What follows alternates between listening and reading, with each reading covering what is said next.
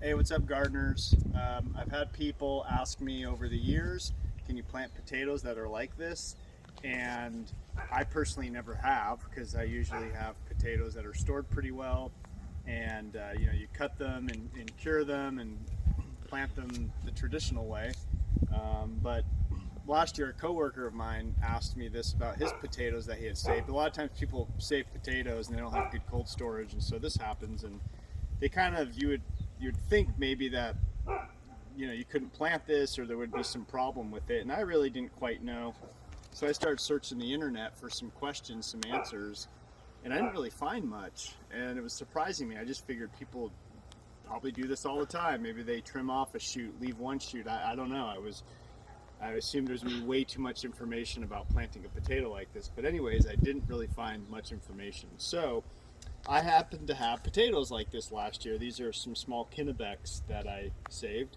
So I decided that I was going to plant them, but not out in my garden because I didn't want to waste garden space. First, what I did, if we look over here, I just did a little trial. And I planted these, and they looked a bit better at the time, but I planted these down into the soil, and I did some various different things. I left some that had some of the shoots above the soil, and other times I just put it all the way under. And then I actually decided over here, I just took this box and I just loaded it with potatoes in there and just threw soil on top, and I was like, let me just see what happens. This was all in a greenhouse, but it's been outdoors for a bit now. Anyways, what you can see here, which is interesting, so I'm going to plant these in the garden and see how they do, but what's really interesting is this root mass that it makes, and everything's stuck together now. So potatoes are pretty hardy, so I'm actually gonna just rip this apart and I'm gonna plant it like this, and I'm just gonna see what happens. Why not, and it's pretty incredible. I did this maybe 2 weeks ago, so it hasn't been that long, and you can see, look at this root. It's like a transplant, like you're transplanting a tomato. And I don't know if this root restriction is going to have an issue, but we're going to check it out and see what happens. I've grown potatoes commercially on a small commercial scale, and when you grow something commercially, sometimes you get in this commercial mindset and you don't really think outside the box. And I do a lot of gardening that's outside the box. I do a lot of interesting things, but I've never thought about doing this, so I'm kind of stoked to try this out. These potatoes look nice and healthy, so I'll update what happens with all of this. So anyways, if you got potatoes that look like this, chuck them in the ground and see what happens. Plants can grow. All right, we're going to plant these potatoes, and since we're at it in the garden, it's a good opportunity to talk about what I've done here. This was a cover crop that looked sort of like that over there. Okay, back over here. And mowed it down, tarped it off, put some compost down before it's tarped, and we're going to plant right in this. So I'm just going to stick a shovel in so we can see what does the soil look like. You can see the shovel just went in no problem. We haven't had rain in a while, but so I'm just lifting this up here. It's a pretty sandy soil that we got here, but yeah, nice and soft. We got worms in there.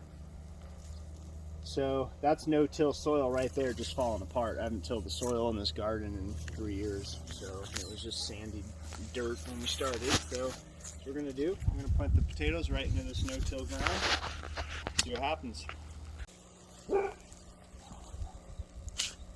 One of the advantages of no-till is you see how easy that shovel slipped in. You can get your kids out here, no problem.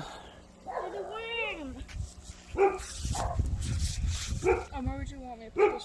To the side? Just put it right here to the side. There's a worm! Look how big they are.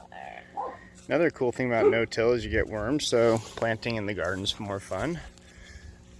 Heck yeah.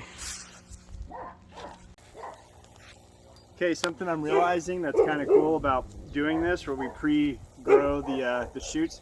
These dogs are barking, which isn't cool.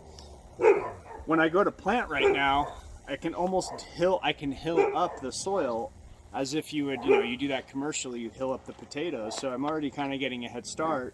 I don't know if this disturbance is going to be a problem, but hairs and roots are going to grow off of the stems of these potatoes. So I'm just going to stick this down here, you know, somewhat deep. That's putting the potato more than 6 inches down.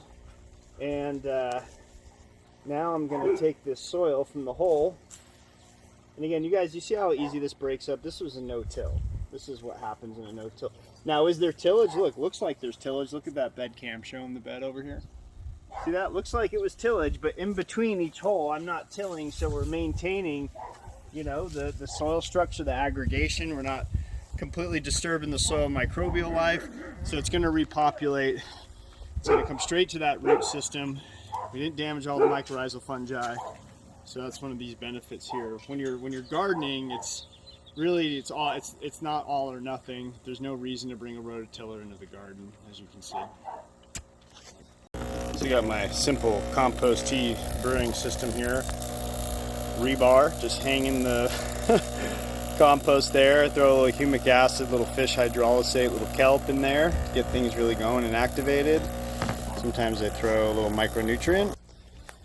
And I don't know where all that stuff came from that's floating. It wasn't from the compost tea, but this is all going to go into, do a little pour soak over each potato and get it covered up because frost still hits here and there.